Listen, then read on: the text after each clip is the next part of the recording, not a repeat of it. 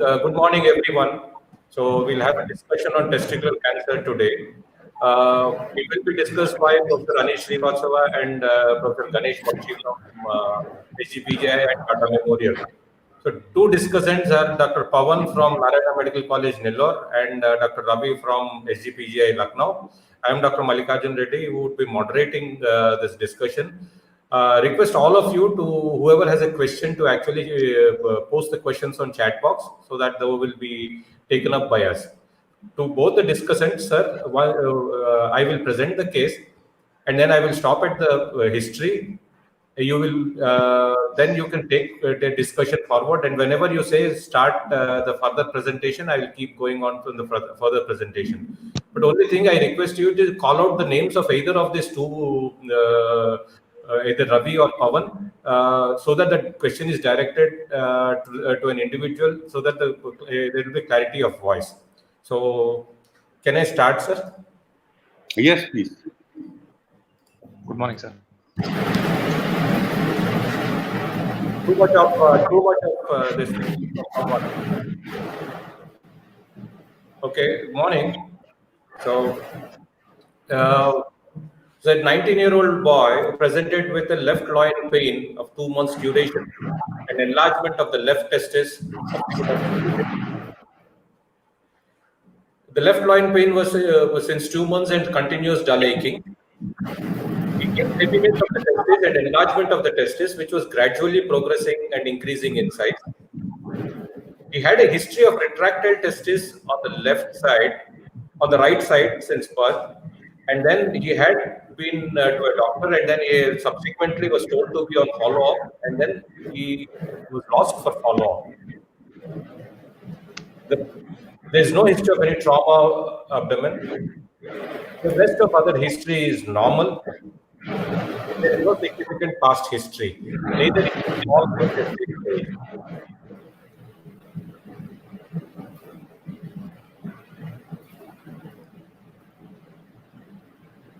Sir, you can start discussing. Hi, Ravi. Yes, sir. So you have listened to this history. Yes, sir. What do you think is going on here? And if you want to ask any more questions or further elaboration, so please go ahead. Can I, sir, see the examination again? The left side. No, we are in the history. No, we are at just the history. 19-year-old boy. Yes, sir. 19-year-old boy, left loin pain to 2 months, enlargement of the testis progressively increasing 2 months, painless, left retractile testis. Presently, it is in the inguinal region, somewhere around the inguinal, but basically the scrotum. And rest of the history is insignificant. There's no history of fever and no history of trauma, nothing like that. So I would like to go for examination first before concluding for a differential diagnosis. I would like to examine the patient first. Okay. So this is a left-sided testicular enlargement, left loin pain, and right retractile testis. He is 19 years old. Okay. Yes. So usually, Ravi, testicular cancers classically are painless. Sir, I think said pain in loin as well as pain in probably in the testicular pain. So is testicular pain common? Sir, it's not classically they present and painless, but if there is acute enlargement, there is acute increase in size of the testis, then it can lead to, due to stretching of the capsule of testis, it can lead to pain also. Okay, one small question. Acute enlargement will be secondary to? Testicular carcinoma. What else can cause pain, Ravi? In Yes, a sir. testicular malignancy. So, contrary to the popular belief that all testicular cancers are painless, about 27 to 30% present with slight pain. And the pain can be either due to the mass itself or a dragging pain on because of the weight of the mass. So that's a presenting symptom contrary to our normal belief. Yeah, there is another thing. As opposed to seminoma, in non-seminomatous tumors, the vascularity is more, and the incidence of the hemorrhage in between that also leads to Which can sometimes happen. Yes. pain, and that actually sometimes taken as a differentiating feature. But I mean, that's not the point. Right. Point is that they can present with pain. Yes. So about a few So, questions on the history. One of is this question, and generally, sir has mentioned all the points in history which should probably complete. The family history is important, and we usually don't go that far. But if there was any problem during the pregnancy, that is one small factor, very small. But these are all the contributory histories. so is there any drug exposure to the mother? Are there During any pregnancy. studies during pregnancy which can account for this kind of picture related to malignancy? Mallikarjun sir, any feedback you have about history? Anything more? Or cryptorchidism also. Here, there is a patient with possibility Right side of retractile pregnancy, testes and also. so in retractile testis or cryptorchidism also, is there any chemical or exposure to drugs during pregnancy? Right. Have you read So about that's it? another part of the history. And even loin pain. Loin pain is about present in 10% surprisingly of the testicular cancers, and this probably is related to the advanced nature of the disease in these at presentation. So that is another factor.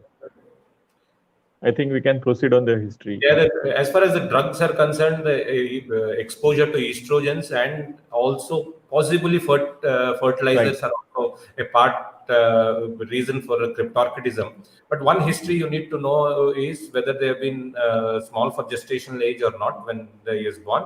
But the reason that there is very high incidence of cryptorchidism in these children, and there is a much higher incidence of retractile testis not coming down into the scrotum, and these would have probably needed fixation far earlier. Okay, then I'll go with the examination part of it.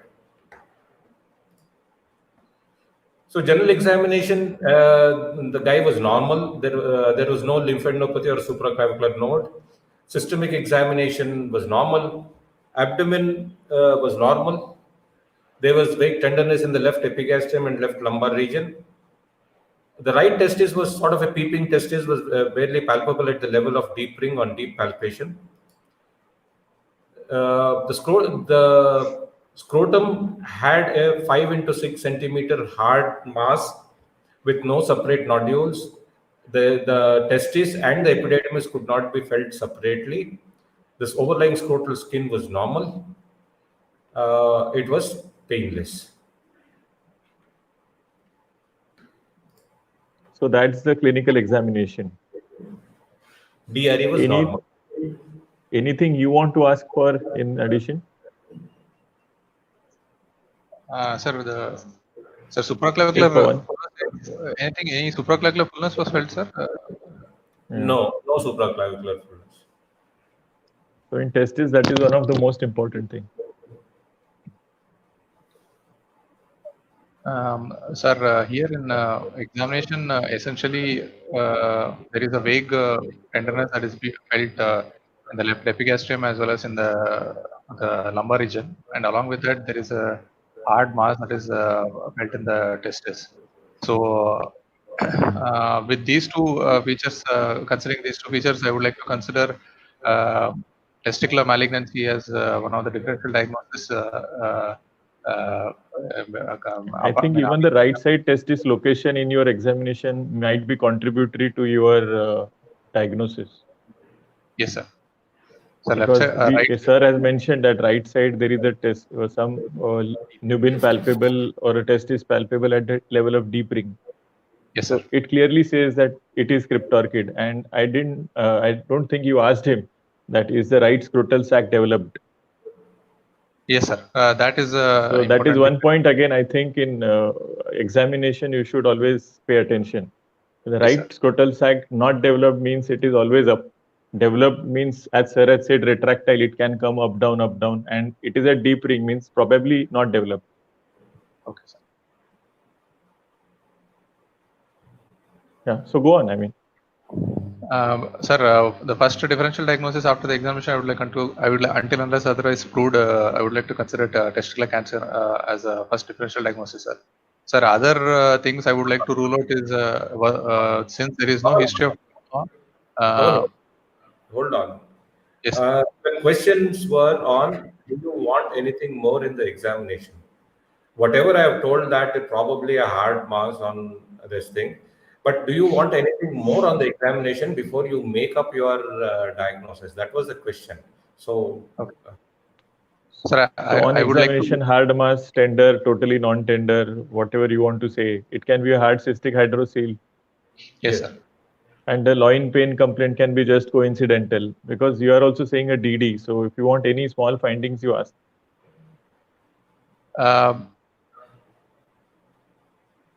Sir, is there any since there is no Say, I'll ask you one question, simple. On examination, we know that the left testis is enlarged. So if you are examining the testis, which all points you will cater to?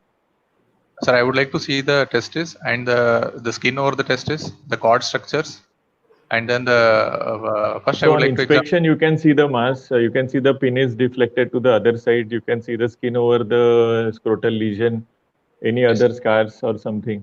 On palpation, now you tell that part in detail.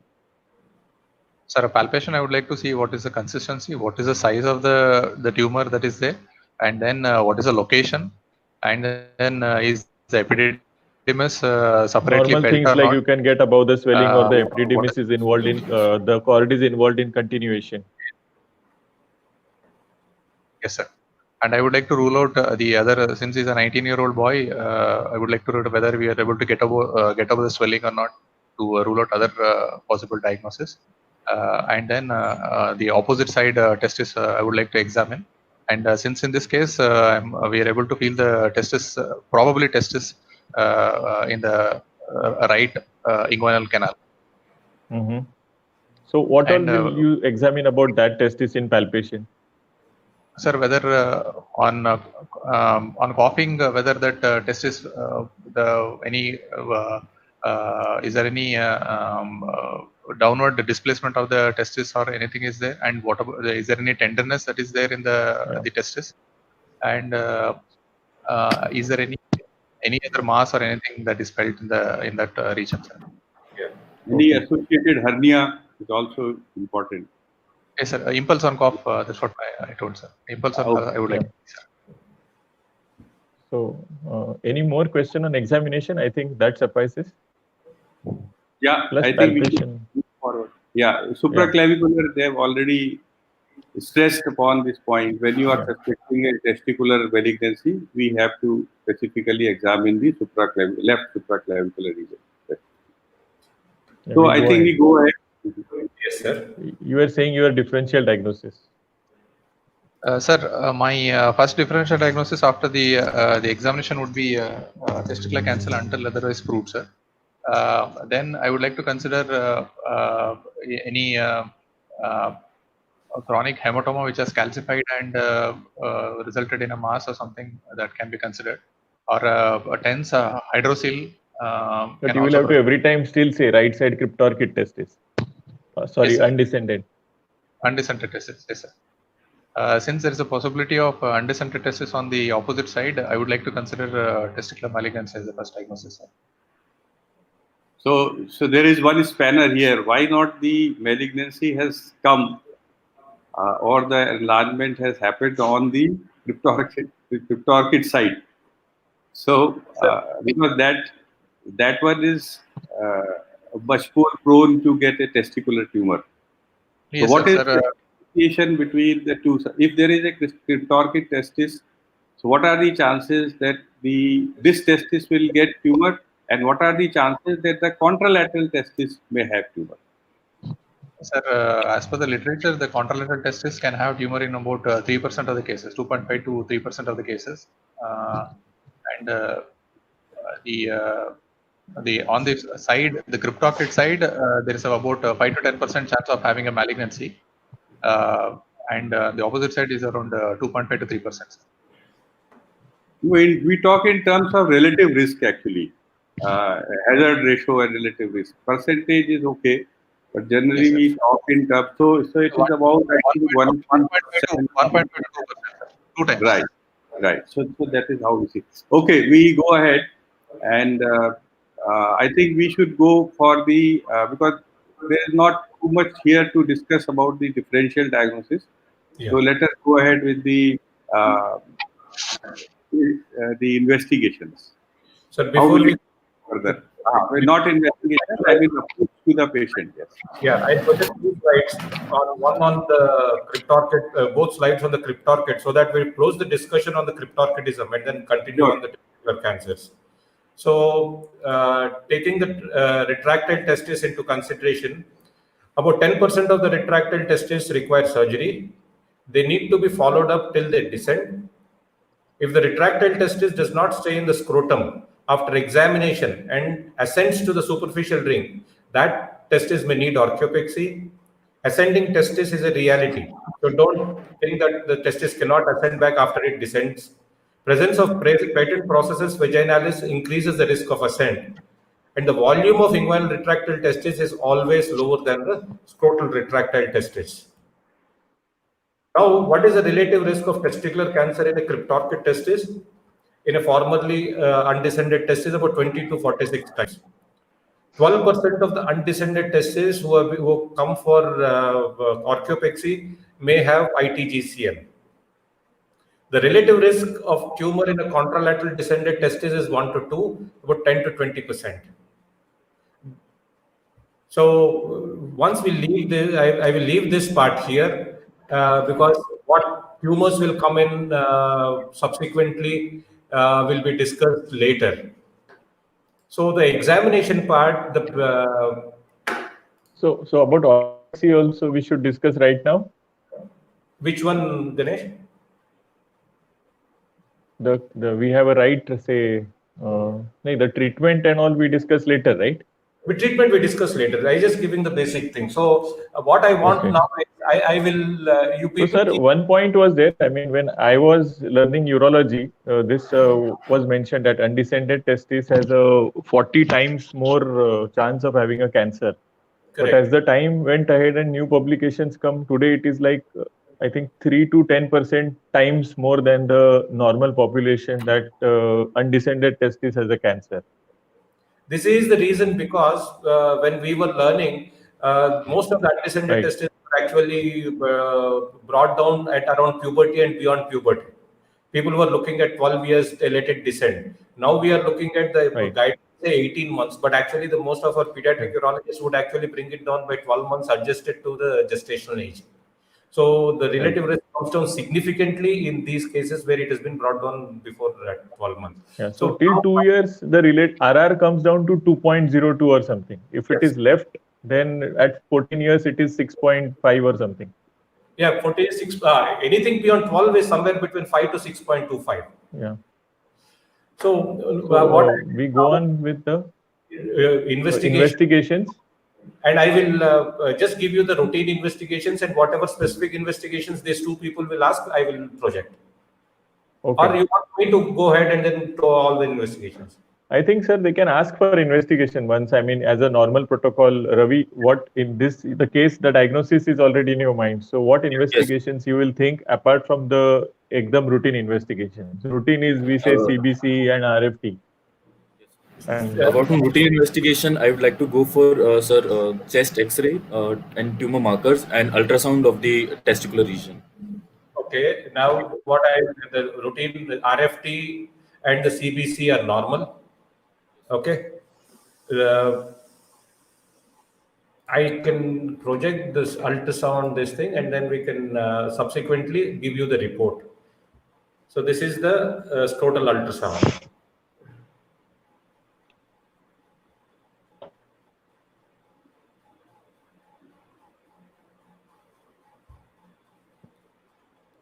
And this is the report. Microcalcification heterogeneous. Microcalcification, increase in vascularity, 3.7 into 3 centimeters in the lower pole. Say the left epididymis looks normal. Left spermatic cord thickened with pampiniform venous congestion. And what is the size of the right side testis? They have just mentioned it is undescended. What is the size of right side testis? Is small nubbin like or No, it is about 1.5 into 2 centimeters. and, any microcalcification on the right side, or it's there's no hypoecclusion on the right side. It's normal otherwise. Normal. Why do you want microcalcifications? So because it's been seen that microcalcification as such is not significant, but in the cases when the opposite side testis is we are having a doubt of testicular carcinoma, then it mandates the for the biopsy of the right side lesion. So Ravi, I want to ask you, since you went into microlithiasis, normally do we see microlithiasis in a sonography of a testis? In how many percent? So 5 to 10% we normally see So microcalcification. 5%. I mean, not 10 is like still too much. It's 5%, and about 80% in that case sometimes is seen bilateral. So what is the importance of microlithiasis? The incidence or prevalence of testicular cancer in a microlithiasis? So according to guidelines, they have not mentioned about that necessity of It's seeing quite less microcalcification. actually. It's 4 to 6 per 100,000. Yes. So it's that much. And which is the commonest lesion found?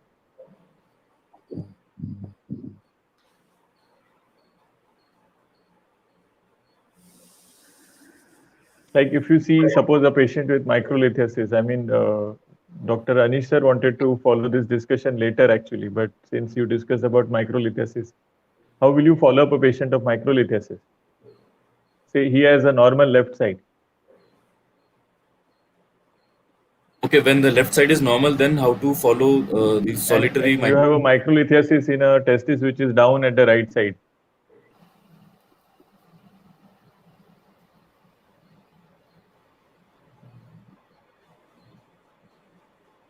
Okay, I mean, you have to do serial sonographies of the testis and just check for increasing number of microlithiasis. So in follow-up, if there are increasing echogenic foci, that means increasing microlithiasis. So usually more than 6 to 8, then it is slightly significant.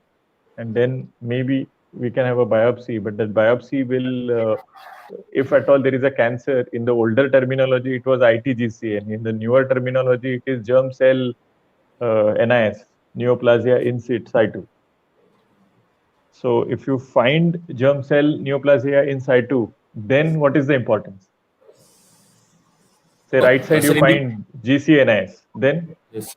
And the left side is normal or left side is having... Say, consider normal, because we are at a sonography and a discussion on microlithiasis and what we can find.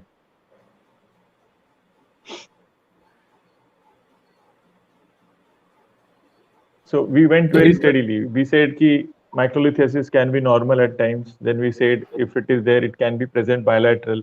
Then we found on follow-up microlithiasis increasing. So then we do some biopsy or something and we get a GCNIS on the right side. Left side is having very little microlithiasis, but normal otherwise.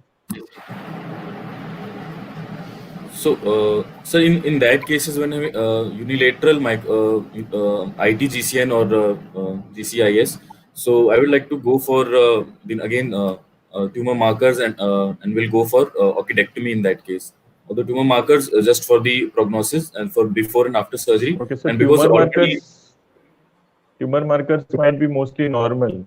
But if it is ITGCN is present, then patient should be undergoing orchidectomy because it can convert into later radical orchidectomy. Orchidectomy. Is there any other form of treatment which can be offered to the patient? Pawan, you can think of anything? Radiotherapy. We can wait and watch. If I say we can wait and watch, then? Sir, it depends on the what is the age of the patient, and also we have to consider the family. Let us consider the same age to prevent confusion. Yes, sir. And in case if the patient wants to, suppose if the ITGCN is bilateral and patient wants to... No, ITGCN has been found only on the right side. Left side is technically whatever, normal I say, right? Or you guide me about the left side. Sir, if only ITGCN is only on the one side, then either we can go for radiation therapy or orchidectomy, considering the other side testis is normal, because that will be enough good enough for the testosterone as well as for the fertility. In case if bilateral ITGCNs are there, I mean microcalcification and ITGCN is found, then probably we can think of cryopreservation and then think of radiotherapy. Yeah, I think so. I mean, you have to look into attention for the same side testis. If both the size testis can be normal and the patient is good compliant, you can still ask the patient, like, it seems to be low risk, and you can maybe follow up if it's compliant or treat with radiation therapy. But if there are features like undescended by any chance, and if there is a subfertile person, or that testis is a smaller testis, which is a maybe dysplastic, dysgenetic, a smaller testis than normal size, then maybe the treatment is better with radiation straightforward. It is a high risk, and it will usually GCNIS transforms into a NSJCT as usually commonly it goes into a seminomatous line. Commonly. So coming to that small question which Dr. Mallikarjun sir actually catered to, orchidopexy is done by most people at 9 months of age and say at 1 year. Usually maximum advantage is seen before 2 years, and after 2 years there is hardly any advantage seen. And I mean, the RR for forming a malignancy goes very high. So coming to that, if we bring down the testis, say before puberty or before 2 years earlier, and say after puberty by chance in some people, so what are the types of malignancies which develop in these patients or boys? Like we say, undescended GCNIS would more likely give rise to seminoma. So you tell so if we bring down the testis before a good time, the chance of NSGCT is also very high. It goes to about 60%.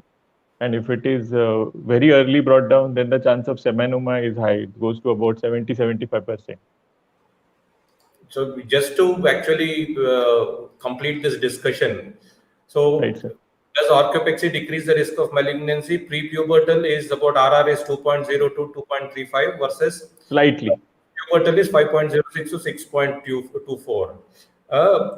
Is there any risk of malignant degeneration? No, in the remnants. If they are nubbins, nothing. Now, if the testis is inside the abdomen, 80% is seminoma. And if it is brought down, it could be 30% seminoma, 33% embryonal tumors, and 27% teratocarcinoma. So they're almost equal in a testis which has been brought down. Let us now further look at going forward. The ultrasound abdomen showed right hydronephrosis. That was normal, and these were the tumor markers.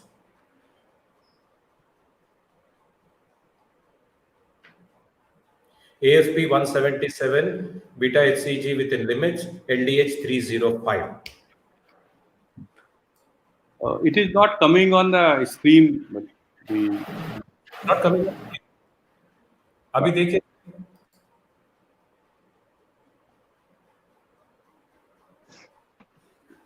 Yes, now it is there.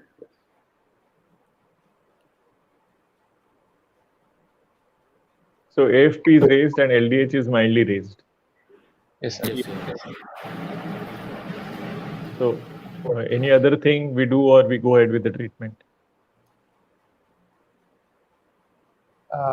Sir, before that, after the serum markers and since the ultrasound shows there is a mass with serum markers not much elevated, I would like to see the abdomen. Since the ultrasound had showed that there is hydronephrosis, I would like to get an imaging of the abdomen done, sir.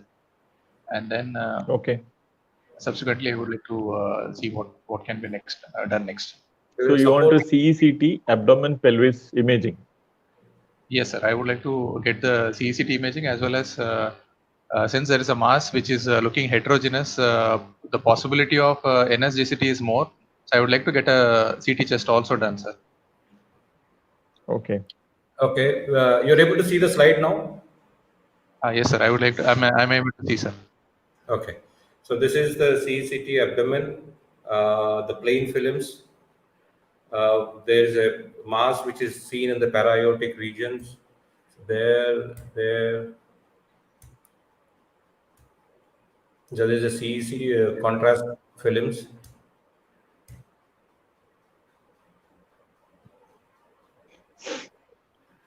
Sir, What do you want? sir, as we can see, No? there is Hold on. hydronephrosis. Hold on, Pawan. Hold on. If you're all able to see, if the timing of the slide is okay, tell me. Otherwise, I can reproject the slide for a little more time. It's Yes, all sir. right, sir. We can see properly. Yes.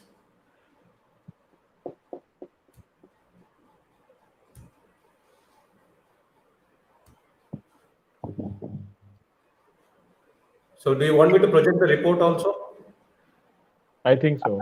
I think we should, so that we can go ahead with Yeah. discussion. So, you're able to see the report, sir? Yes. Yes, sir. So, this was a 5.4 5.5 into 4.3 into 6.7, well defined, defined soft tissue density with multiple hypodense lesions too at the left para-aortic region, displacing the left proximal ureter anteriorly and causing hydronephrosis.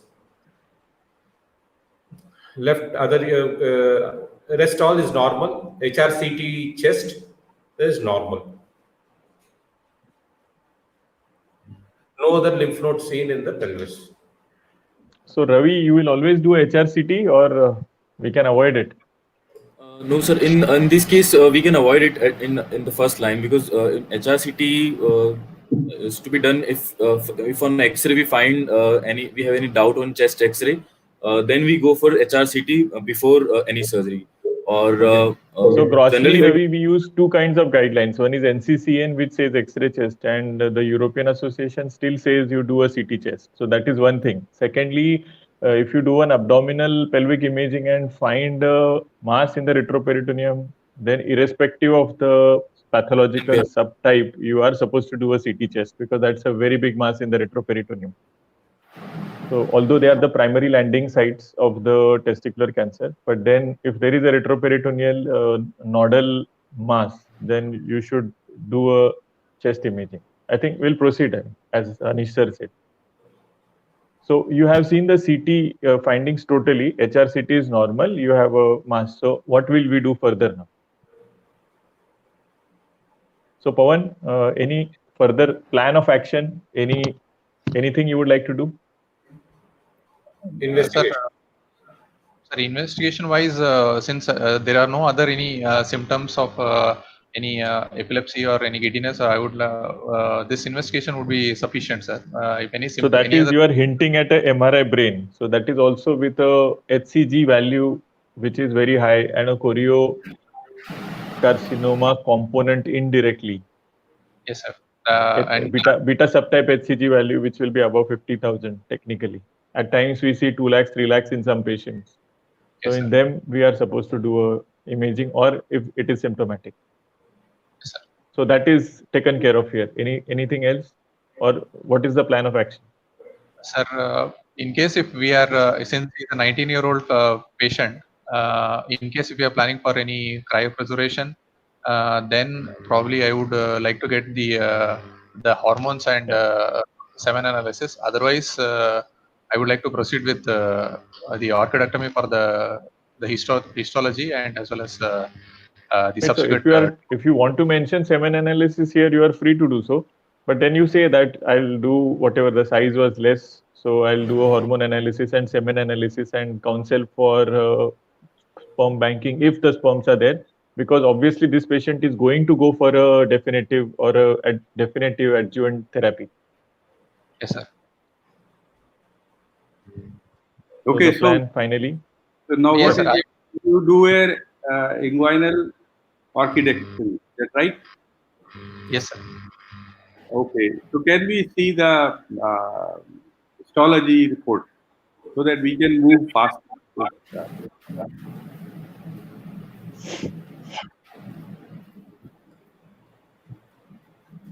Sir, you can see the screen.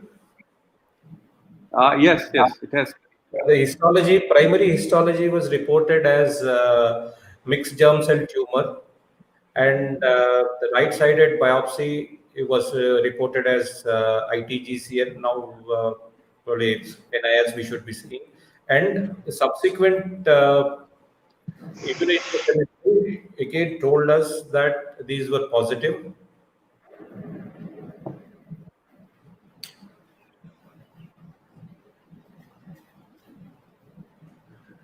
No, I think the detailed report, probably we can go back and see what components were there, the optic or the embryonal carcinoma, all those things. I think we have to still see the complete report.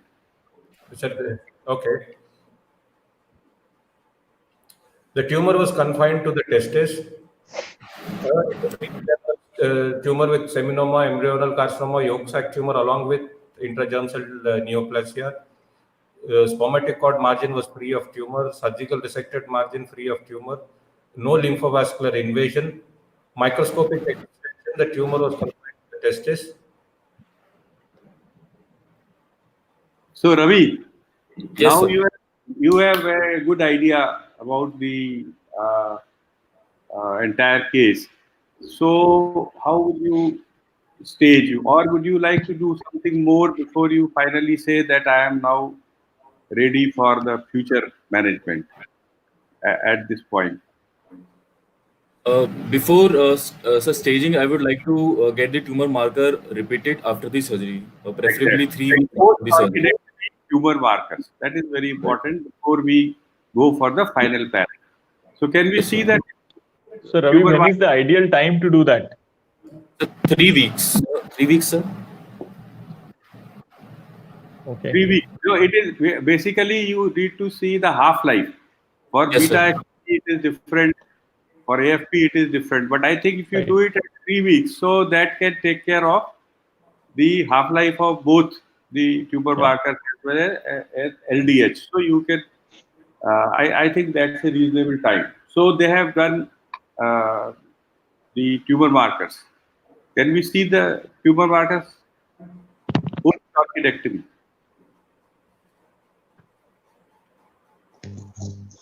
Ravi? Yes, So sir. AFP is the same. Yes, sir. And LDH is also more or less Essentially the same. Sir. right. Right. So And now we also repeated it 3 weeks, which were also within the same limits. A little 10% this way, that way. okay. So Ravi, now are you ready with the planning in this case? And before that, you should tell us where do you put him in terms of staging and what Yes, sir. else do you see? Uh, So, yes, please go ahead. as per TNM classification, the patient is having T1 stage because the tumor is localized to testis. Okay. There's no invasion as well as such, and because there is only regional lymph nodes and there are no other lymph node. I mean, do we have the size of the lymph nodes, or what was the size of lymph nodes at the? The CT showed I think it was 3.6 by 3.1 centimeter in the No, CT scan.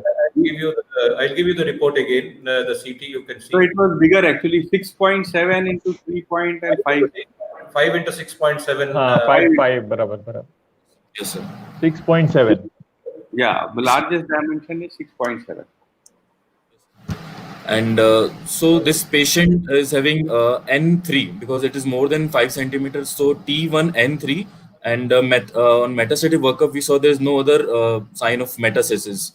So this is T1 N3 M0, and S is also 0 because markers are within normal limits now. No. No, markers are same. They have post-orchidectomy markers are same. Same. Markers are not within limits. You have the pre-orchidectomy, post-orchidectomy both in the same slide. LDH is yes, sir. LDH is slightly raised, so and beta HCG and FP is the same, but although it is rated, but it is same. So it will come into AFP is 166. So it will come into S1. Okay, and the clinical So stage. S1, you are right, absolutely.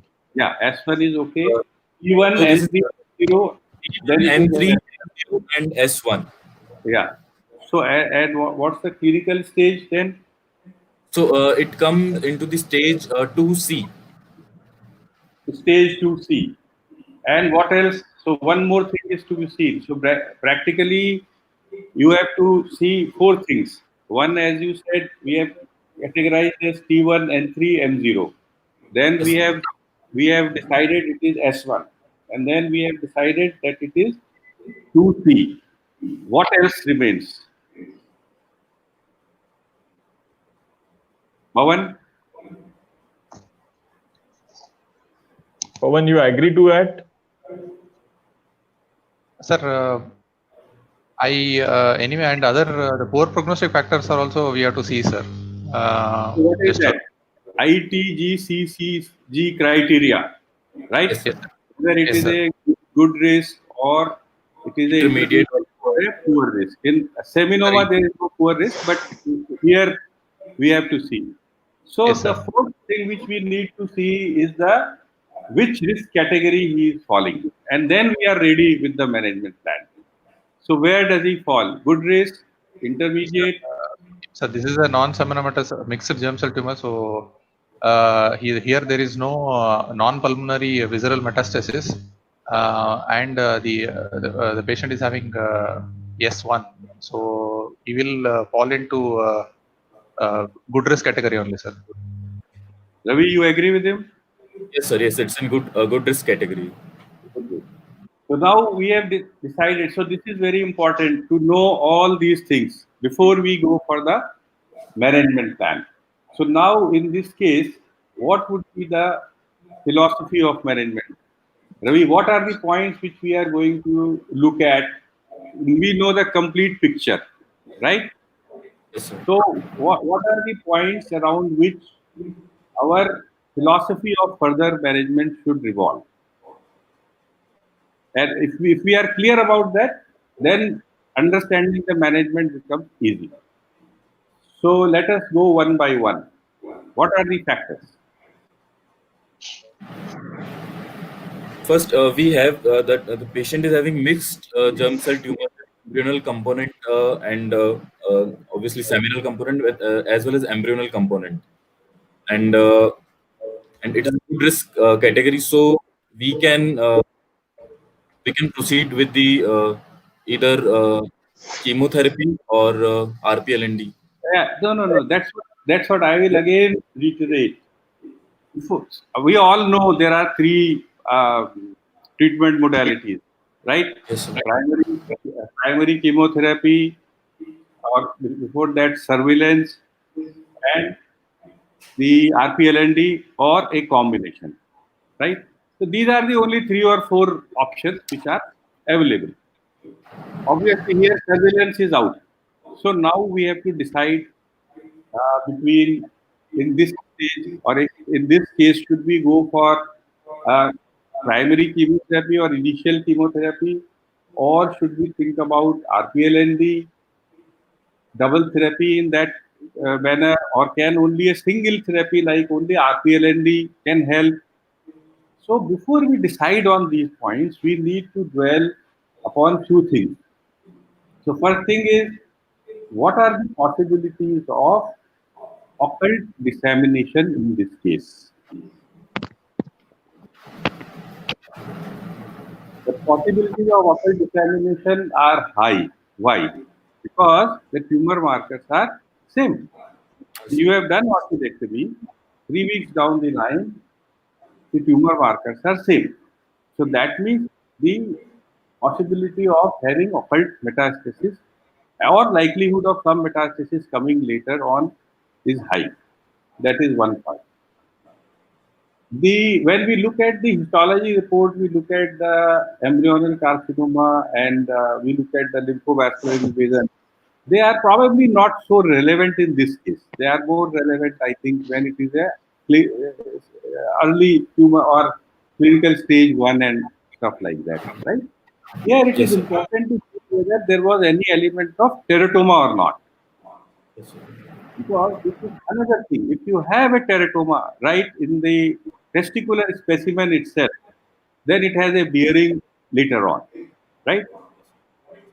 Then you look at whether what are the short-term and long-term toxicity and morbidity of the initial chemotherapy versus the RPL, right?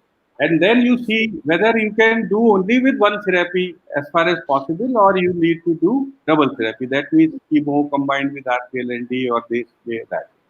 So these are the basic points around which our philosophy should revolve. Okay.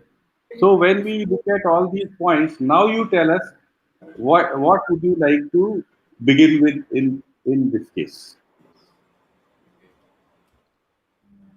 So this patient, as we have 3 or 4 scenarios, this patient lies in a scenario when the tumor markers has not decreased, and so before proceeding with the further course of treatment, I would like to repeat the CT abdomen again, just to see whether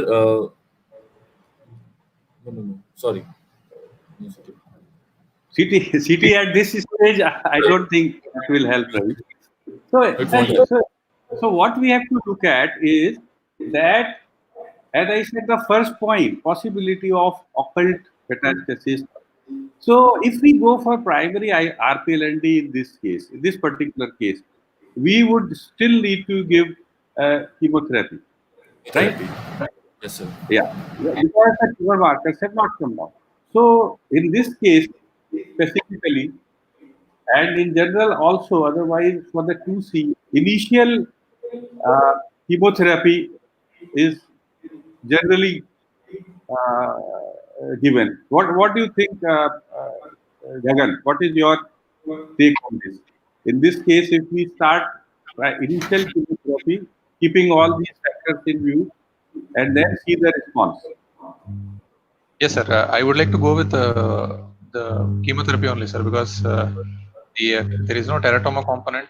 There is embryonal component. See, The Ravi, chance of I would like to interrupt here. I mean, this is stage 2C good risk IgCCCG classification tumor. So the treatment classification here straightforward takes you to a chemotherapy. There is no option of a RPLND here. And there is no role of repeat imaging because we are already going to plan the treatment according to the risk-based advanced germ cell tumor classification. So as Saraj said, you take all these risk factors into note, but once you go to the advanced germ cell testicular classification and you have a good risk tumor, the treatment is straightforward. It is a standard protocol. So there is no option of then RPLND to be done before chemotherapy in 2C onwards. That is to be very clear. Pawan, you can continue. yes, sir. I mean, I was lost for a while, so I could not speak. No. That is fine, Pawan. Yes, sir. This is a case where straightforward we have to go for initial chemotherapy, right? So you Yeah, don't if need it to would have actually been a justify clinical saying that stage 1 there is or EC 2A component. NSGCT, Pardon me, sir. it would, if it would have been a stage 1 or a 2A or a 2B NSGCT or a mixed tumor, then we could have those options discussed. Yes, And sir. we can discuss them taking the stage down. But once you are an advanced GCT, 2C, 3A, BC onwards, then there is no role of RPLND prior. Yes, sir. Orchidectomy radical, which is high inguinal, and then restratify, and then chemotherapy. So, Yes, sir. what chemotherapy or what will you do? Sir, I would like to give the 3 cycles of BEP regimen. So that is bleomycin, etoposide, and cisplatin-based chemotherapy. Since it is a good risk category, I would like to give 3 cycles of. So it would be still better if we start saying that, I mean, we should have done this before only. We should counsel the patient at the time of radical high inguinal orchidectomy. And again, we should counsel the patient now. And I think we still need preparatory investigations even now. We'll need a pulmonary function test to be documented. And although the HRCT is normal, and then go ahead with, as you said, 3 cycles of BEP because it is good risk. Any option of therapy? Sir, actually, as per the literature and the evidence says, we can, if the patient is having some pulmonary issues, then we can go for 4 cycles of EP. But the chance of, after 4 cycles of etoposide and cisplatin therapy, the chance of residual tumor is more. Again, we may have to go for some RPL&D if there is any residual tumor. So it is advised that it is better to go for 3 cycles of VEP regimen, than which is superior to EP.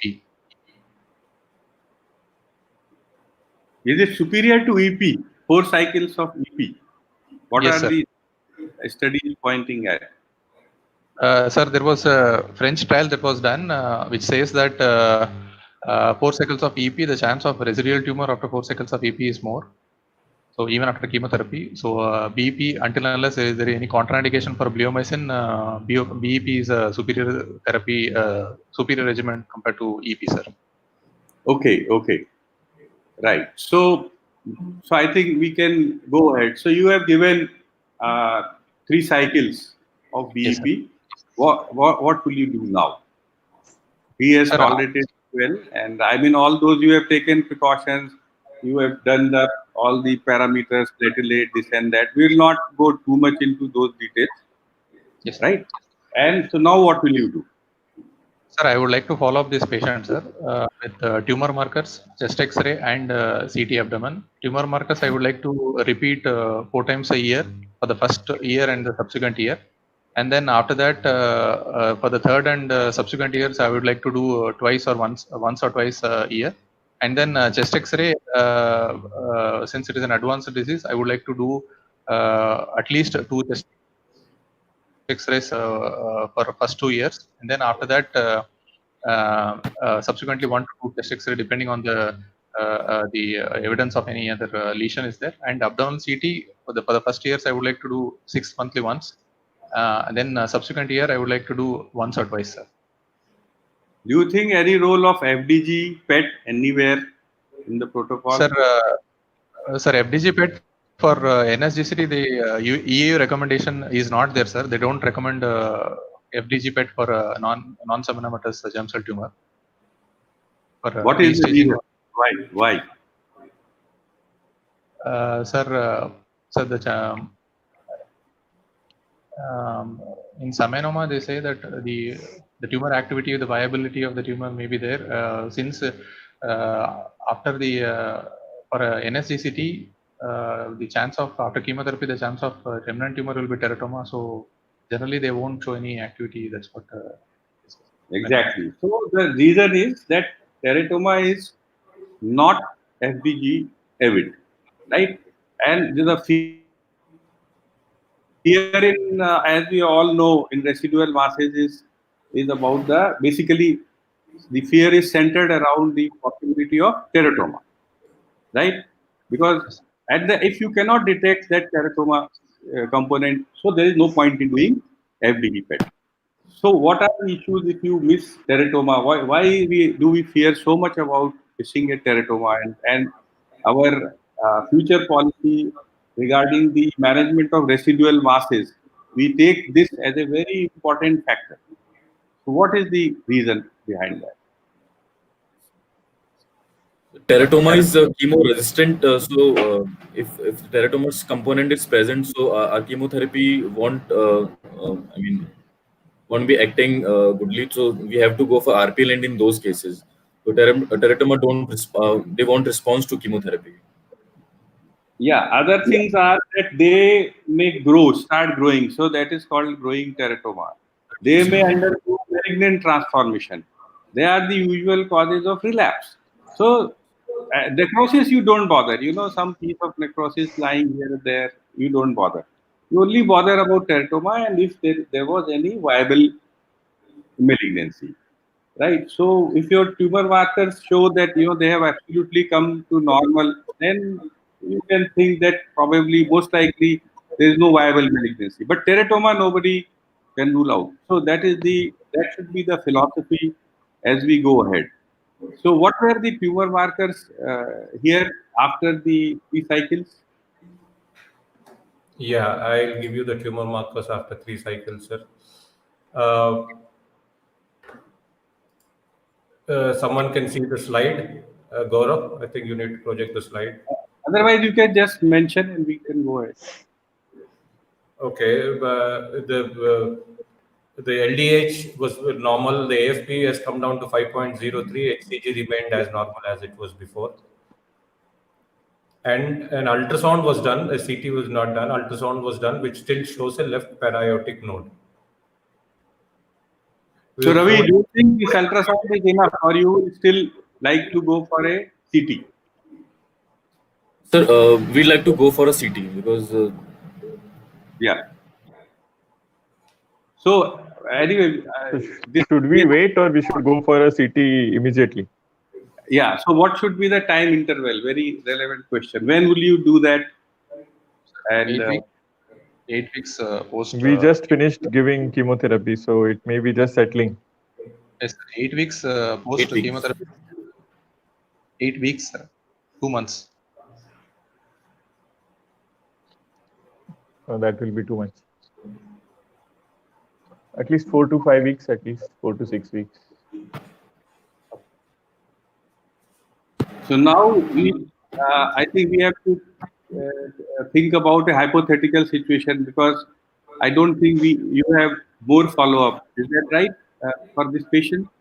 No, sir. He has just finished his third cycle of chemotherapy at this point of time. Okay. So Ravi, now 6 weeks down the line, you have done a CT abdomen, right? yes, sir.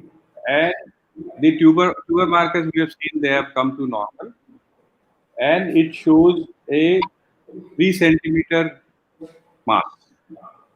That lymph nodal mass, which was 6.7 something maximum, has now come to 3.2 or 3.3. If you want to know any other thing, or you are going to plan your next action based on this? Okay, and tumor markers are normal, and on CT, the patient is showing decrease in size from 6 centimeters come down to 3 centimeter. 3.2, yeah, something like that, 3 centimeter, right? So the patient will be in the category of partial response because his tumor markers has, they have come to normal size, but the lymph node mass has not disappeared. It's still present. So basically, So you have done a say CT at 4.5, 5 weeks, and the residual lymph node mass is there. What will you do? Sir, I would like to, since the size of the mass is more than 3 centimeter, even though the serum markers have come back to become almost normal, since considering the size of the residue tumor is more than 3 centimeter, I would like to do an RPLND.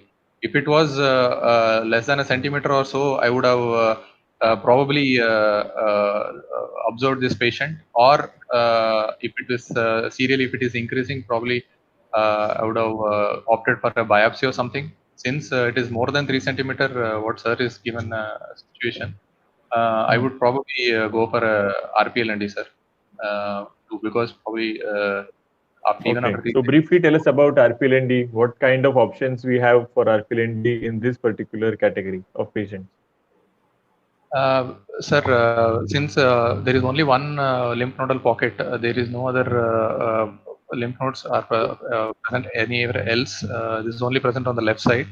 I would like to do a ipsilateral left-sided RPLND, probably lab, sir, considering the morbidity that is associated with open surgery. So how many lap you have done? No, sir.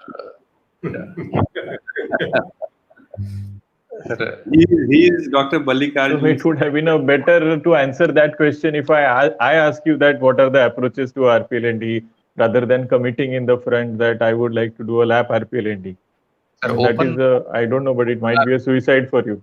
I mean, I can ask 10, 30 questions more on that lab thing. Yes, sir. I agree. I agree with Dr. Gagan.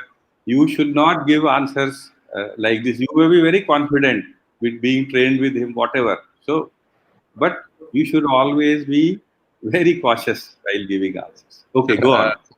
I would, sir, we have three options, sir. One is open, lap, and robotic. Sir, I would like to do an open RPLND, sir, on the left side. So you don't want the complete bilateral template here in this case. You want only left side. Why? Sir, on since the imaging shows left side, I would like to plan for a left side, sir. And on opening the abdomen on inspection, if there is any other mass that is felt, probably I would consider a nerve sparing RPLND on on both sides, sir. Any other lymph nodal packet if it is felt on on palpation on the opening the abdomen. But otherwise, with the imaging, considering the imaging, I would like to go for a left-sided nerve sparing RPLND, sir. So what are the during the consent? What all do you tell to the patient when you take him for RPLND? Because it is a major undertaking. Sir, the complications of RPLND, I would like to explain him, sir. And then the chance of retrograde ejaculation will be there. So I would like to take consent for that. And post-operative, the bowel complications, whatever that is associated, and the valve complication that is associated with the RPL, I would like to explain him before taking the patient for surgery. Okay, so what are the chances of retrograde ejaculation here? Even if you do try to do nerve sparing. Sir, around 10 to 15% is a chance of retrograde ejaculation even after nerve sparing RPLND, sir. Okay.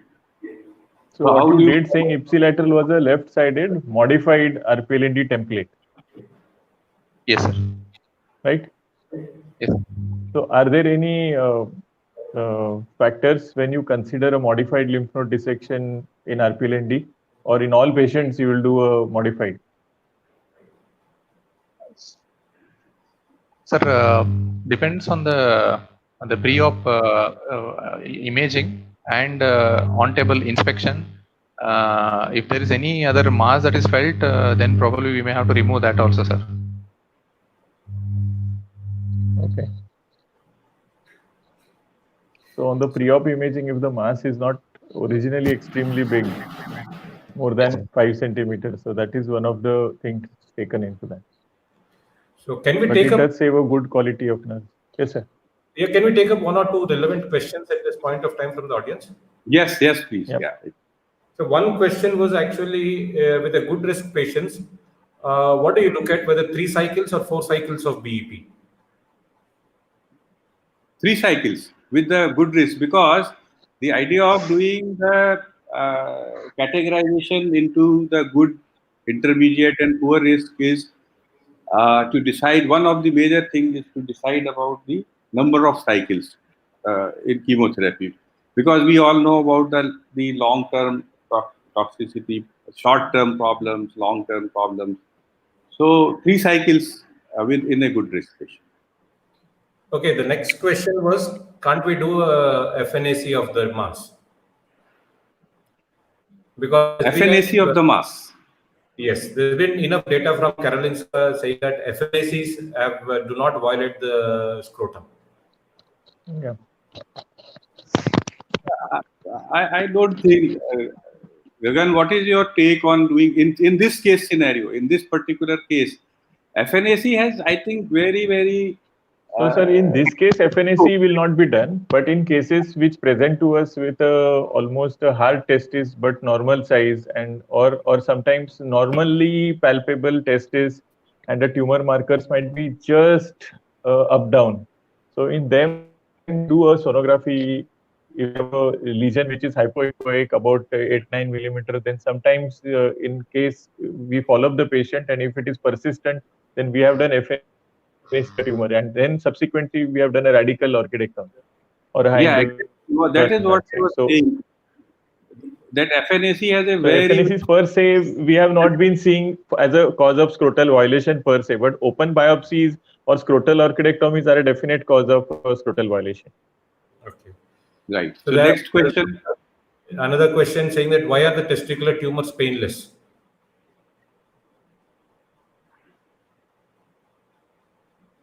So why are the testicles? So basically we need to look at the cause. cause of pain. So, because they are well confined, most of them will be within the tunica albuginea, and so there the acute stretching gives you a kind of dull aching sensation at the most. It doesn't cause a somatic pain. So it is because of the inherent location of the tumor. So the other thing which they were looking was for the role of PET CT. So you have discussed a little about the PET CT, but then I think in the subsequent discussion from now on, we have about 40-45 minutes. When we discuss seminomas, when we discuss the other tumors, then you can actually also evaluate and give an idea about the role of PET CT. Someone says that we straight away do a PET CT. I don't think it is agreeable today. The other issue was, should we do a CT scan before an orchidectomy or after the orchidectomy? And if it is before, what are the indications? If it later, what are the indications? So I think you can do it either way. So the thing is, when you see a testicular tumor, we all understand that we should not wait to go ahead with the inguinal orchidectomy. Even there are some centers or some people who just send the tumor marker when they are sure, that this is a testicular tumor and nothing else. So they would not even sometimes even wait. If you have seen somewhere secondaries, I mean, there is some other indication along with a hard testicular mass. Then, and otherwise also it's recommended not to wait beyond 1 to 2 weeks, right? So in that case, in your setup, if you can organize a CT early, you can do it. Otherwise, you go ahead with orchidectomy and then get the CT done. So I think that should be there. So now I think you take a discussion a notch above and then discuss about the seminomas, and then how do we go ahead treating the, suppose let us think that this biopsy is a seminoma, and then how do we go about it? Okay, Ravi. So this biopsy came back to you. This is another scenario. Same patient, everything remains same, except that the biopsy comes back to you saying that it is seminoma. So what all things you would like to know and how will you proceed?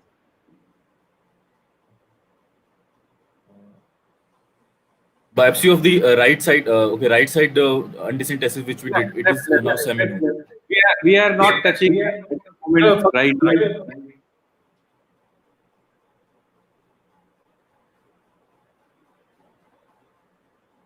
Left side only.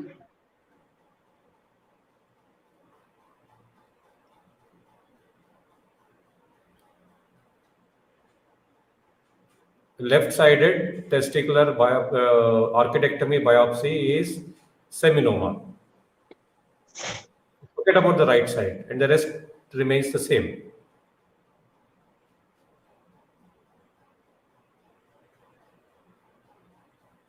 So we go with the radiotherapy of the for this case. So again, are we saying that retroperitoneal mass is there in this case? Yes, sir. At this point. Yes. So the clinical classification remains the same again. Sir, I would differ in that answer, sir. I would like to go for again the stage would remain same, sir. For so it will still remain 2C if we are talking about the retroperitoneal mass. So that doesn't change, and then the management again goes to, as Pawan, come on. Yes, sir. I would like to still go with 3 cycles of BEP only, sir, because the stage is going to be 3C and a good risk seminoma. 2C, I would like to 2C. give 2C good risk. 2C good risk. I would like to give 3 cycles of BEP regimen only, sir. Or you can also, it is a seminoma, so it can also go for a 4EP. Yes, sir. 4EP. Yes, sir. If a patient has got some contraindication for bleomycin, I can go for 4 cycles. Seminoma responds even okay and good with 4 cycles of EP. Yes, sir. So if you consider, say for example, what is intermediate risk risk stratification in seminoma, advanced germ cell tumor? Sir, intermediate risk will have a non-pulmonary visceral metastasis. Primary is not taken into consideration, and the hormone levels is not taken into consideration. If there is a non-pulmonary visceral metastasis, it straight away falls into intermediate risk, sir. Or is it a mediastinal primary? Sir, in seminoma, mediastinal primary or the primary doesn't matter, sir. Anywhere, wherever Does is the not primary. matter. Yes. Okay. And is there any treatment difference? For intermediate risk, sir, we will give an additional cycle of the chemotherapy, sir, BEP regimen. And So if one the is patient, that EP should not be considered, and second is it should be 4 cycles of BEP. yes, sir, 4 cycles of BEP. And if there is So any that is contraindication it. for that, then an alternative VIP regimen can also be used in case of intermediate risks. Yeah, I mean, right, but that is moreover seen in the NSGCT. Seminomas still do well with EPs and BEPs. So Yes, sir. had the lymph node mass on evaluation, the CECT abdomen pelvis would have been totally normal. There is no hydronephrosis. There is a only left-sided testicular tumor. Right is normal, and it is a seminoma. Sir, However, I had a say LDH before the orchidectomy, which was say 530, and a beta HCG of 75. okay, sir. So what happens to your clinical diagnosis? AFP is in the normal range. Sir, LDH is 530 after chemo, after the orchidectomy, sir. No, prior to orchidectomy. Sir, if there is no LDH 530, beta HCG 75. sir, if there is no retroperitoneal lymph nodes and no other evidence of any metastasis, I would like to do RPLND. So the patient will fall into, We have still not done a radical high Yes, sir. inguinal orchidectomy. Yes, sir. I would like to do a orchidectomy, and if the biopsy comes as seminoma, so that will fall into So you stage do 1. right left HIO. The biopsy report comes as 5.6 by 6 centimeters of a testicular mass, Yes, which sir. is not involving the tunica albuginea, and it is classical seminoma. What Sir, more in pathology you want from me? Sir, the one is size, sir. Then after that, is there any stromal invasion? Is there that I would like So to know, Ravi, sir? what is the size criteria in seminoma in pathology? Pardon, sir? The size criteria about seminoma in pathology of seminoma. Okay, if I ask you the question in other way, what are the high risk features in a seminoma pathology? Sir, one is size, sir. That is size if it is more than 4 centimeter. The other one is stromal invasion. And if both are there, the chance of occult metastasis will be high. So we may have to. And the other factor considered was retetestis invasion, which is still Stromal invasion taken of in some papers and some papers not taken, but again it is still considered. Yes, sir. That is, Retetestis invasion. yes, sir. Retetestis invasion. These two are So high these risk are the factors. two. Yeah. So how will you treat the patient now? Clinical stage 1 seminoma, and we have got size of 5.6, retetestis invasion absent. Sir, only one risk criteria, one risk is there, sir. So the chance of occult metastasis is around 12 to 15%. We are considering the same patient. Yes, sir. Same patient. In this patient, either we can give both option of either active surveillance, or we can also give him an option of one dose of carboplatin. Since there is a risk, at least one risk is there. The size of tumor is more than 4 centimeter. One dose So of had he had got retetestis invasion, then what would be your option? so then definitely one dose of carboplatin would be given, sir, because the chance of occult metastasis is going to be high. So one dose of So I have two questions here. This patient obviously gives a history of bad compliance. On top of that, he already has a risk factor, even Sir, one risk factor. Yes, sir. Then I would like to give So a one dose. You should think about. I did say this patient, so you should pay your attention to what your examiner is talking that way. Yes, sir. I would like to give one dose of carboplatin for this patient, sir, and then subsequently follow him up.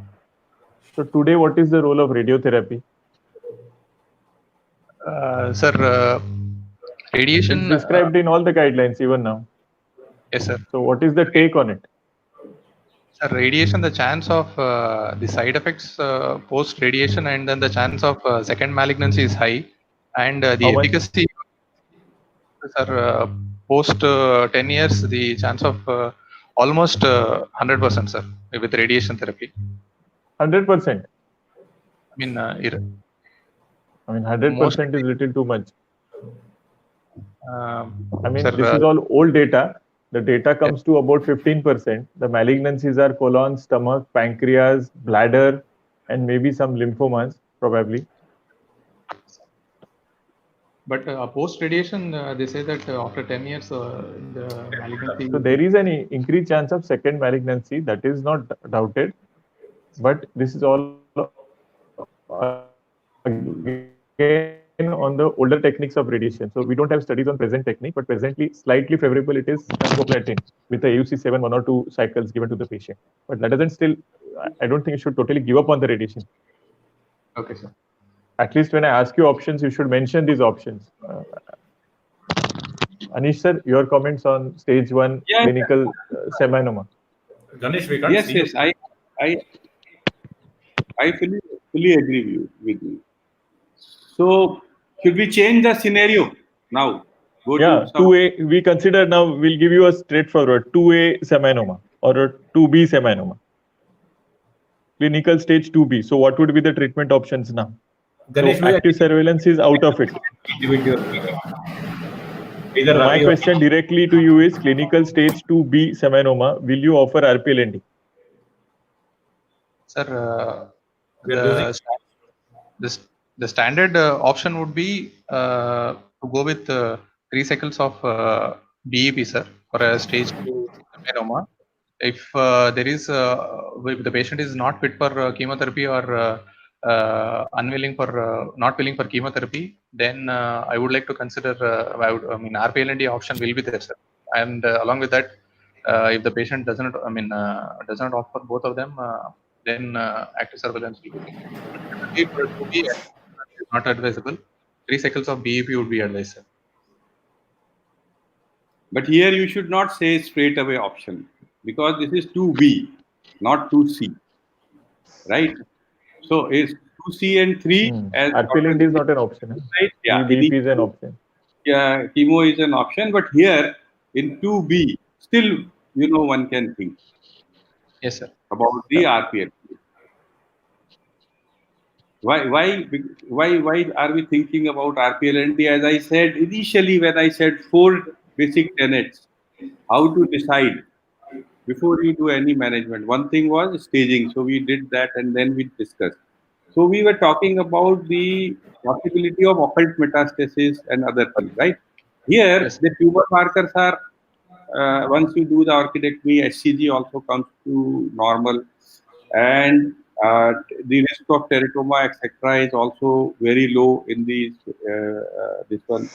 So you can actually avoid the chemotherapy here and go for an RPLND, which can be actually you can avoid double therapy. That was another tenet which I told in the beginning about the can we avoid double therapy when we were thinking overall about the management. So I mentioned one point: can we avoid double therapy? Now here I think we can avoid double therapy. So I think, sir, RPLND you will do in a NSGCT 2B, not in a stage 2B seminomatous germ cell tumor.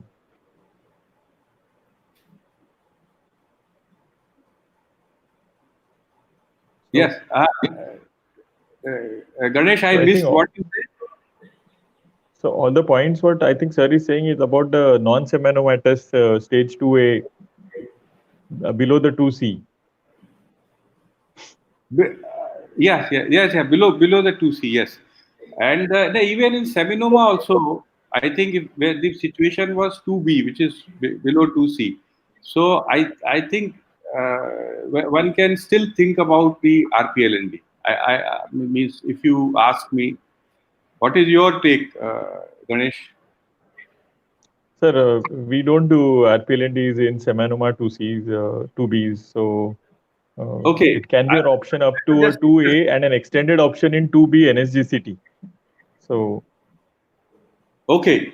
So no, I think the point is well taken. So let us go ahead. Yeah. So clearly there are two options of treatment in a metastatic seminoma stage 2A, 2B. So one is chemotherapy, as Pawan said, which will be 3 cycles of BEP or 4 cycles of EP, versus radical radiation therapy, which can be considered as a treatment at 30-40 grays in distributed over 3 to 4 weeks. So that is the dose of radiation therapy used in stage 2A. Okay. So now I will give you another situation where you have the same young man coming with a midline mass. Tumor markers are absolutely normal. Testes are normal. Even you do an ultrasound and you are not able to pick up anything uh, specific. So what will be your approach? Young fellow, same fellow. Ravi, So his primary presentation is abdominal mass, abdominal mass, midline abdominal mass, and bilateral testes are normal. Tumor markers are also normal. normal. So first we'll go for further investigation. We'll like to go for imaging. We'll go for CT Yeah, abdominal yeah. pelvis. We'll, we'll do. We have done that, and it is showing a 7 centimeter mass, lymph nodal mass, and further characterization is not possible. So what will you do now?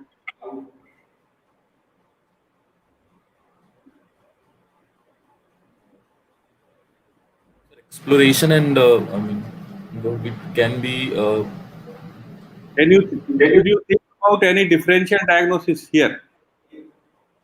Or in this young male with this kind of mass, in the retroperitoneum, we must think about the possibility of probably a testicular tumor, right? And go ahead with exploration and remove. So now you have removed, and then it says small cell undifferentiated tumor. What will you do? Small cell undifferentiated. They are not commenting that this is from the testis, origin is from the testis, uh, or it is a extragonadal kind of situation. You know about the extragonadal germ cell tumors. Extragonadal germ cell tumors. They can happen, no, in Yes, five yes, sir. cases. So, what is the cause of extragonadal germ cell tumor? How does it happen there? There are two theories regarding this, the extragonadal germ cell tumor. The one is that during the journey of the conversion of this gonadal cells, they don't stay at the the genital bits. They also go to the retroperitoneal region. So in the future course, they can get converted into malignancy. Yeah, I think that's very right. So what will you do now? You have done excision. You are not sure how to finally make sure whether it is of testicular or extragonadal tumor or GCT or extragonadal GCT. Are we still dealing with it? So I'll give you the answer. You have to go for the chromosome analysis. You have to do IP12. We all know about the chromosome 12 and its role in GCT, right? So in this case, this is a perfect case where from the tissue, if you do the analysis, you add if that is positive, then we'll say it is extragonadal. Otherwise, you can think about other small undifferentiated causes.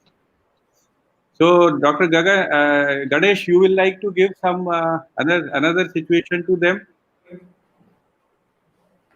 Sir, we can ask him about what is the management in this case about the right side if the testis is now at the deep inguinal ring. Okay, let us focus on the right side. Okay. Because we are at 12:35, so let us finish that discussion also. So we have done the finish biopsy. that discussion,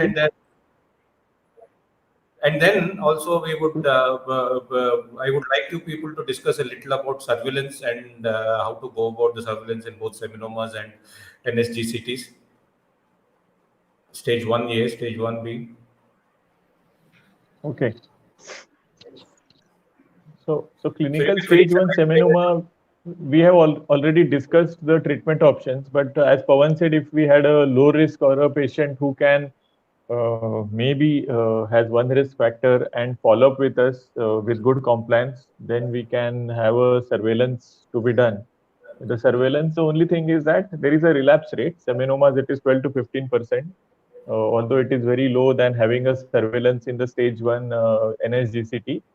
So in the first year and the first 2 years, the follow-up is very stringent. There is a cost to these investigations and has to be explained to the patient because of the cost, they should not then not do in between investigations, and we might lose on a patient who is progressing towards a malignancy or relapsing with it.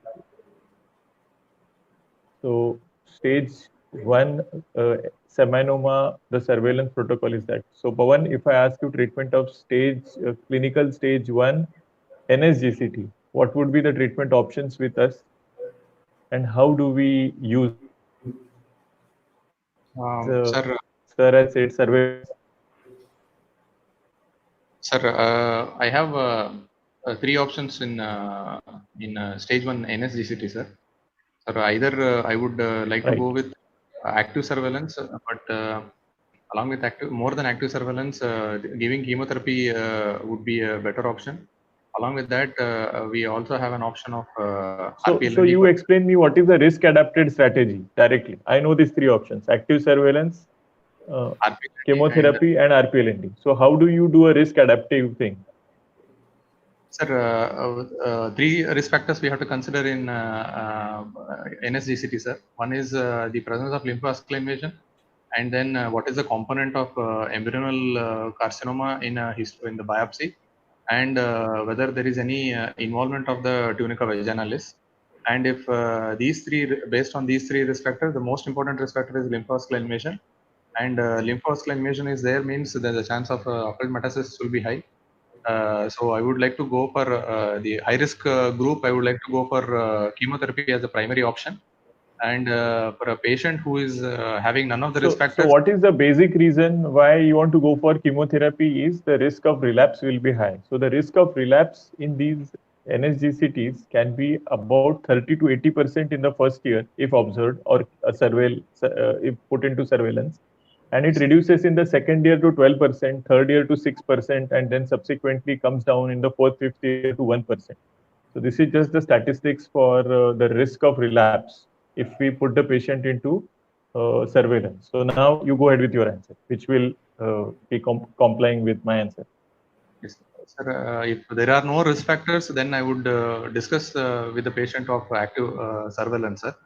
If even if one or two risk factors are there, then I would like to go as a. So Pawan, again, exam has a nice statement. So if there are no risk factors, a patient is compliant, educated. It is always in our country to say like that.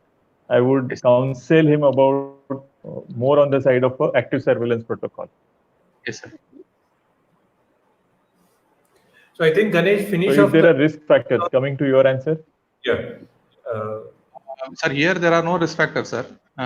In this, if you consider this patient, there are no risk factors as such. But the compliance of the patient is poor, and if there is any mass or anything in the retroperitoneum, I would like to give him, if he is a stage 1 NSGCT. So you consider two risk factors positive and give us the answer. Say LVI is present and the embryonal component is 40%, 45%. Sir, for this, then I would like to do an open RPLND for this patient, sir. Since he's not a very compliant patient. And then I would like to follow him up subsequently, sir. So Anish sir has answered this question for you, but what is your take on it? What will RPLND help us with? Sir, we will know whether what is the amount of the viable tissue there in the retroperitoneum after the dissection, and then we'll be anyway. Otherwise, also we'll be removing the tumor component of it, and then subsequently we can follow it. So usually, how much is the possibility of getting positive nodes in a primary nerve-sparing RPLND for a clinical stage 1 high risk? Around 30%, sir. Around 20%, 21% it is there. So in case we get positive, how will be the treatment after that?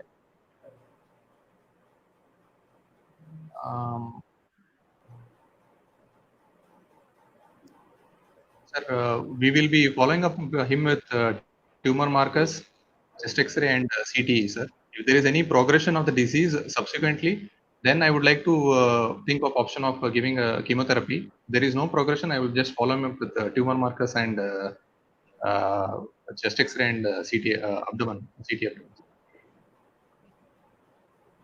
Okay, suppose I tell you I don't want surgery. What will you do? Sir, I would discuss him with taking option of chemotherapy. You explain me the side effects. I say if you're not. Sir, we are going to give cisplatin-based chemotherapy, sir.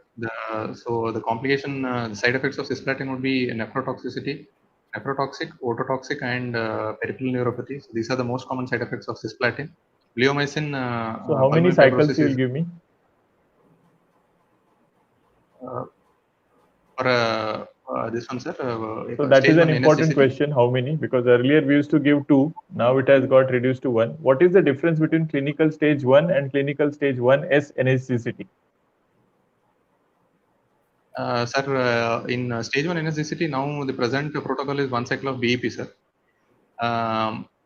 What is the difference per se between clinical stage 1 NSGCT and 1S NSGCT? Staging difference or sir, what? And treatment difference. Treatment wise, we when for a NS, stage 1S, I would like to consider it as a 1B only and give chemotherapy of 1 cycle of BEP, sir. For 1S, it is considered as high risk group only, sir. It comes under high risk, and 1 cycle of BEP would be given.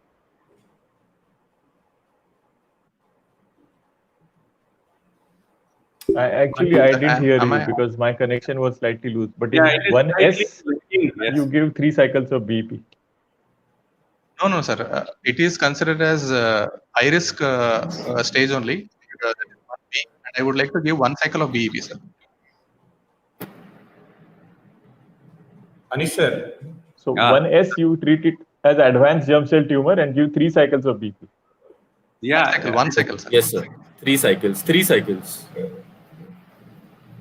That's what 3 cycles. I would say 3 cycles. I think Anish sir is all 1S cases are to be considered like 2C and 3. So they are to be treated like that only. So 3 cycles of chemotherapy is to be given in these cases. Ravi is right to my mind. Yeah. So there is also one question, sir. Yeah. Ravi is right. In extragonadal germ cell tumors, do you do a orchidectomy, or if you find testicular microlithiasis, will you do an FNAC and leave it? In a extragonadal tumor. Yes, sir. Yeah. So we already discussed. Ravi already answered the question as to how do we get an extragonadal tumor, right? So in these cases, if testes are normal, we need not touch them. We don't need to touch the testes.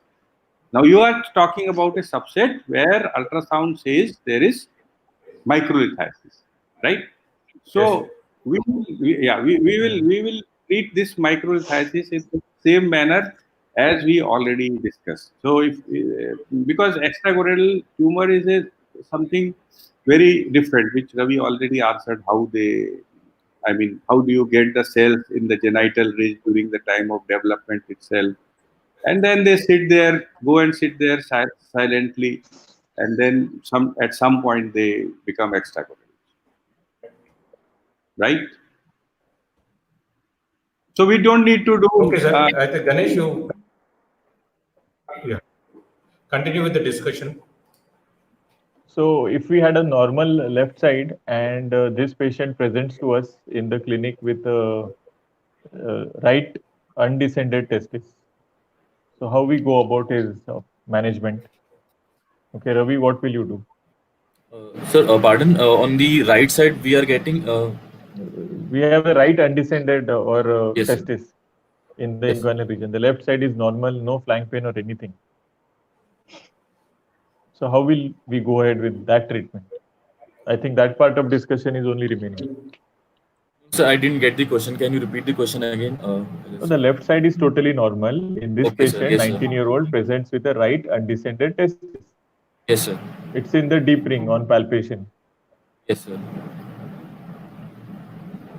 And the The tumor tumor markers. markers are, say, LDH is 600. Rest both are normal. Just okay, both are normal. And on ultrasound, right side test is how it's look like. Is there any mass on the right side? Ultrasound left side normal, right side size 2 centimeters, 2.5 centimeters at the deep ring. And there's no hypoechoic lesion Some on the right side. microlithias is seen. Microlithias is seen, minimal. So in this case, we can I think proceed with He is orchidopexy and then 19-year-old. follow up the 19-year-old. Okay, 19-year-old then will go directly with the orchidectomy. Post-pivotal male undescended testis, unilateral undescended testis. Yeah, That if the is to opposite be side testis is normal, then it's to be removed.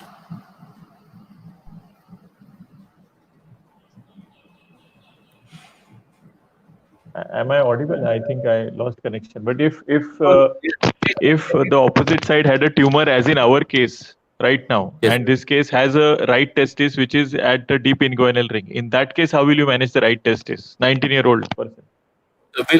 First, we'll at the time of orchidectomy of the left side, we'll also do the biopsy for the right side because it's been seen that. Ravi, just hold on for a second, please. Sorry to interrupt. Ganesh, just close off your video and continue on your audio. That would be much better, Ganesh. Okay, sir. Yeah. Done. Sorry to interrupt you. Ravi, go ahead. Yes, sir. I would like to say that when if the left side is having tumor in it and we have only solitary functional right side testis, then we'll go with the FNAC. Sorry, not FNAC. The biopsy of the right side testis, and accordingly we can then proceed. In that case, we should not remove the testis without the biopsy. Ganesh? So the sonography said 2.5 centimeter with microlithiasis. So what will we see on the biopsy? The sonography actually did not mention any hypoechoic lesion, which may tell you there is a suggestive of cancer. It's been seen that opposite side, if the left side testis is involved and having testicular carcinoma, then there is chances of right side testis also having intratubular germ cell neoplasia, ITGCN. So if ITGCN is present, then Okay. we'll treat. So here there are two things I would still ask you. We are currently talking in the context of having the left-sided testicular tumor, which is an advanced stage, where the person has received a left orchidectomy, high inguinal orchidectomy, followed by chemotherapy. If there is a residual, you are going to do a RPLND. This is what has been discussed. Yes, sir. So now if I take the context to the right side, so we have a undescended tumor, undescended testis at the deep inguinal ring. Yes, sir. You are not audible, sir. Yeah, we just lost Ganesh for a moment. Sir, we have 10 more minutes time. If everyone agrees, we can probably go for 10 more minutes of discussion till 1:10. Yeah.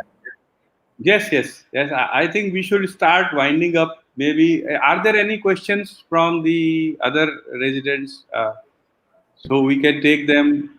Like you say, he's already undergone chemotherapy also probably, and we Yes, are at sir. a stage where we are going to do his RPLND. So is the biopsy really needed? And as such, the sonography done as you requested does not show any hypoechoic lesion. So my question is there a role of biopsy? One. Second question is, can we plan something either alternate, either an orchidectomy or direct question to you is orchidopexy?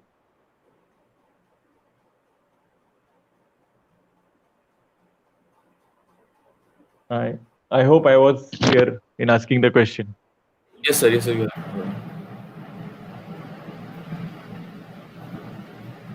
Yes, so orchidopexy can be done in these cases because in the future the patient will be able to palpate or the clinician will be able to palpate if any development of the tumor. And moreover, if the tumor is already present in this, that would have been, taken care of by the chemotherapy which we have given. So I think maybe what I would also do is I would do a testosterone in the beginning as an investigation when I know that there is an undescended testis and a contralateral tumor, and then to give him the benefit of testosterone, maybe at the time of RPLND, try to get it down. The only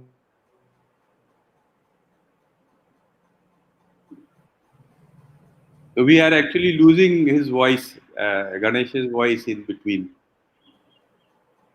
So you can actually repeat the questions, or I can repeat only the other question. option I have is doing a right-sided orchidectomy and then giving supplement.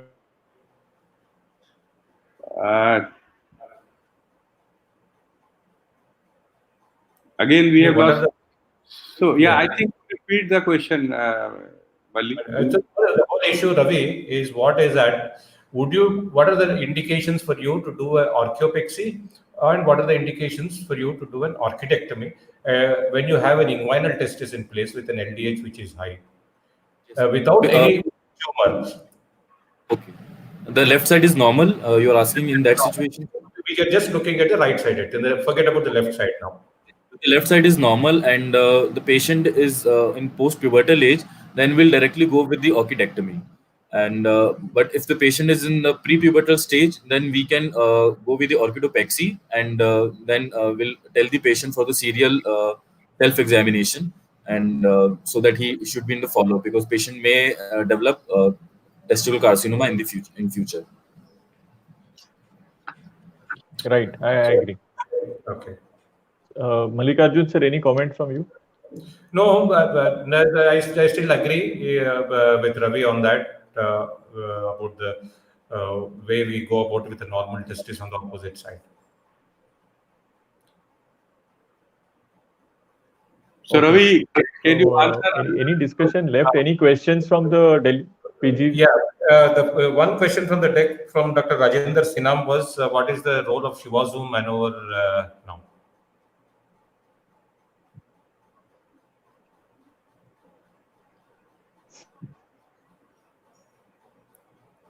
Shivazu's maneuver. So Yeah. can we ask Ravi what is the role of Shivasu's maneuver today?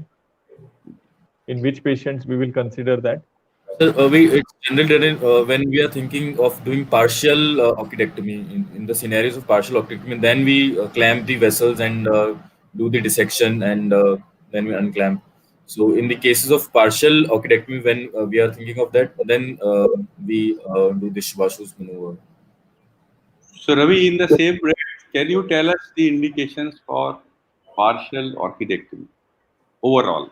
What are the Yes. indications for partial orchidectomy? Partial orchidectomy is to be there are 3-4 indications if the solitary testis and the testis is producing testosterone, and the tumor should be less than 30% of the volume of testis, and then only will have to consider the patient for partial orchidectomy. Otherwise, it don't have any role.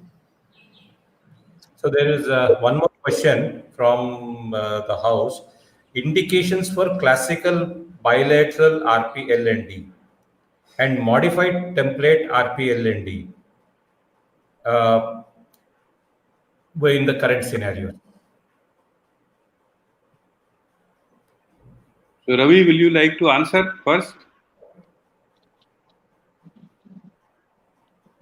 No, it's okay, Ravi. Don't worry. We will pass it on to Anish sir or Ganesh. Yeah. No problem. Actually, I didn't hear the question, sir. I'm so sorry. No problem. Ganesh, we are asking indications about the bilateral template RPLND. So, what is your comment on that? classical indication for bilateral. So Bilateral. classical indication is it is a standard post-chemo RPLND to be done, and which also, if possible today, whatever nerves you see, you can spare. It is always done with a advanced GCT, which has a S2, S3 marker level, and the mass is pretty big. So in that also, if we see any nerves, we can spare, especially the sympathetics and the postganglionic parasympathetics. Yeah, I agree with you. That to my mind also. I mean, that is the. So about the Chevasu's maneuver, I don't know whether we discussed all the points. I mean, the Chevasu's maneuver is also done in some cases where there will be a normal tumor marker level and a strong doubt of testicular malignancy in the patient, and we have no other way where we can diagnose about a testicular malignancy. The sonographies don't help us. Possible FNACs, they also don't help us. And then in these conditions, we have to go for Chevasu's maneuver. Partial orchidectomy is a part of it. I mean, you can use the Chevasu's maneuver kind of thing, but when we are planning partial orchidectomy, So in tumor, and we are planning a partial orchidectomy may not or a testicular sparing surgery. That is what we use that terminology. Now, Ganesh, I would just put an extra clinical question saying that how long can you keep the cord clamped? That is. So I don't think, sir, there is a study about it like the renal half an hour. But I mean, usually we all have to do it till the time the frozen section analysis comes to us. So that is what we end up. So usually it should be 10 to 15 minutes. Beyond that, we don't know. I mean, and usually nothing has happened till half an hour. But I have still not seen literature as to if there is a time limit. We still don't know the fertility part of that testis subsequently because we don't really look at that. We are looking at survival of the patient. So that is the reason we still don't know what is the scenarios in the clamp testis.